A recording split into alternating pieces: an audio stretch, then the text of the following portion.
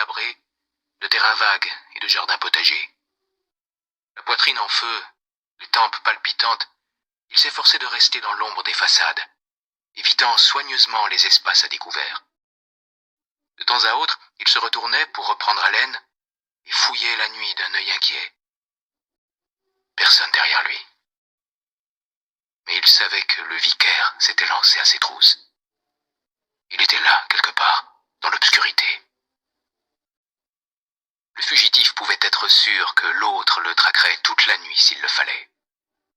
Il n'avait pas d'autre choix que de continuer à courir, y consumer ses ultimes forces. Au bout d'une éternité, l'enfant a fini par atteindre une brèche dans la muraille entourant la grande ville. Il s'y est faufilé et a repris sa course dans ce Paris en guenilles jusqu'à l'avenue des Ormes. Une trouée plus large, avec de place en place, à mi-hauteur, la clarté vacillante d'une lanterne. À l'autre extrémité de la voie, si proche et si éloignée à la fois, il aperçut les rumeurs de la fête, les flonflons et toute une joyeuse cohue. Il n'a pas pris le temps de réfléchir. C'est à son instinct plus qu'à son jugement qu'il s'en est remis. Sa rage de vivre. Depuis qu'il avait résolu de s'arracher aux griffes du vicaire, c'est elle qui lui dictait sa conduite. L'incitait à courir, à se cacher, à attendre ou à détaler. Il s'est engagé dans la longue artère, s'est laissé emporter par le flot des badauds de plus en plus nombreux aux abords de la place du Trône. Il est passé sans transition de l'ombre à la lumière, de la mort à la vie. Trop de lumière, trop de vie d'un seul coup. Il s'est senti vaciller au bord du malaise. La foire l'a absorbé, englouti. Véritable maelstrom de sons, d'odeurs, de couleurs. Reniement des saltimbanques, claquements secs des pipes que l'on casse, carillons cristallins des chevaux de bois. Musique, cris, rires. Pris de vertige, le jeune garçon a dérivé entre les baraques, les tentes et les tréteaux dressés. Désemparé, irrésolu, incapable de discerner le moindre visage dans cette marée humaine qui lui semblait constituée d'un seul bloc. Il aurait voulu qu'une main secourable se tende, mais personne ne lui prêtait attention. Nul ne remarquait son masque hagard et ses mains maculées de boue. Il aurait voulu appeler à l'aide, et le vacarme de la foire l'en empêchait, l'enfouissait dans un affolant tourbillon sonore. Si au moins ce maudit tambour au fond de sa poitrine voulait bien enfin se taire. Il chancelait toujours au milieu des fêtards indifférents lorsqu'un mouvement de foule l'a brusquement rejeté sur le côté. Il a échoué dans un cul-de-sac étroit qui puait l'urine entre deux théâtres de toile. Une épave rejetée par la mer. Moins que cela. Une frange d'écume impalpable. Épuisé, découragé, il s'est laissé choir sur le pavé jonché d'ordures. Et c'est là qu'il l'a aperçu. Un tesson de bouteilles au milieu des immondices. Long, effilé. Il y a tout de suite vu un signe du destin.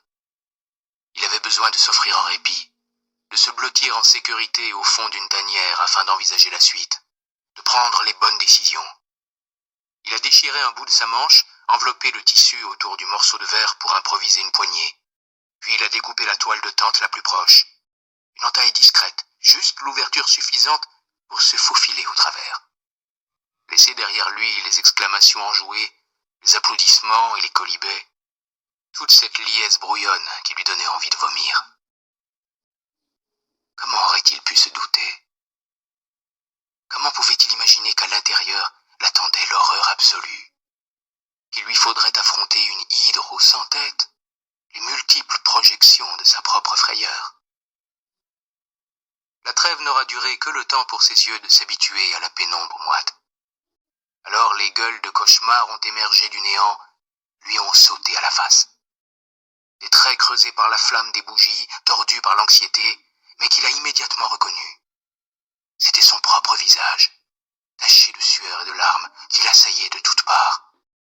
Son visage reflété à l'infini en une monstrueuse mise en abîme. Affronter sa peur, il s'en savait capable.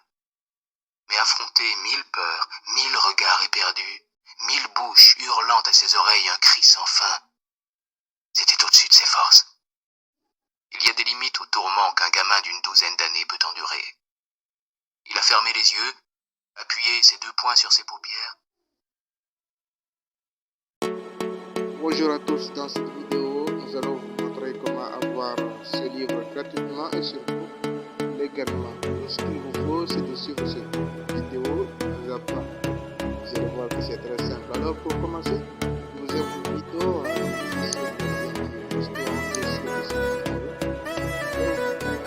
vous allez vous trouver dans la même page que moi ici. Si vous n'allez rien faire à part cliquer sur essayer le livre gratuitement, parce que l'idée c'est d'avoir ce livre gratuitement. Pendant que les autres le découvrent, on va le payer gratuitement puisqu'il est justement. Nous allons faire ici. Pour ceux qui n'ont pas Amazon, nous allons créer un compte.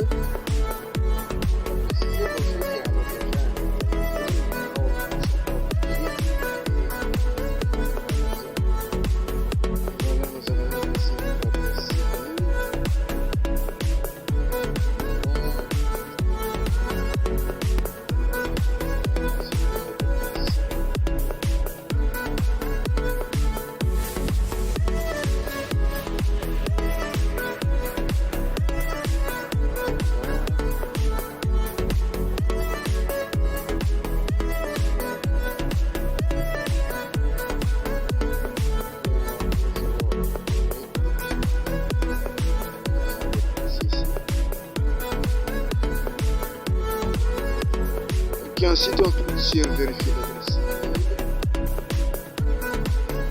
Maintenant il faut que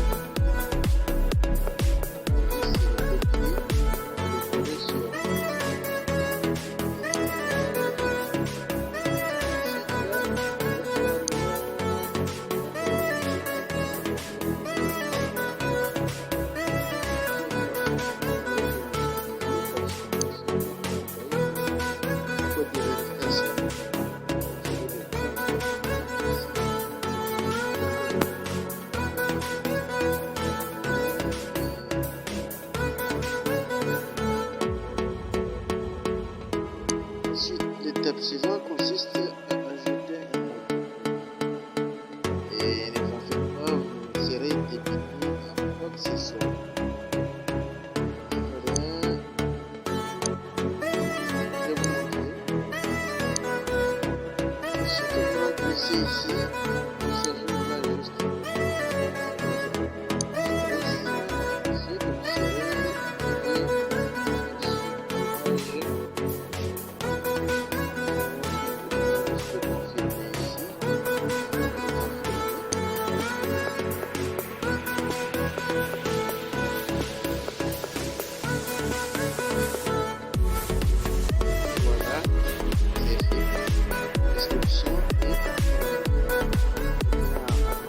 tout ce qu'il nous faut, c'est d'aller directement vers le site.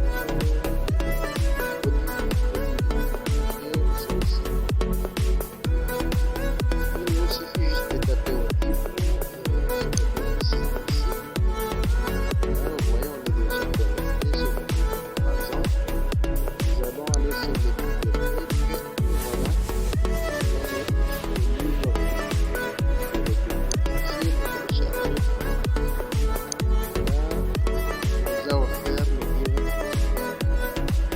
Bien sûr, de télécharger à vous de voir. Qu'est-ce qu'on peut faire pour résumer nos contrôles? Éjecter.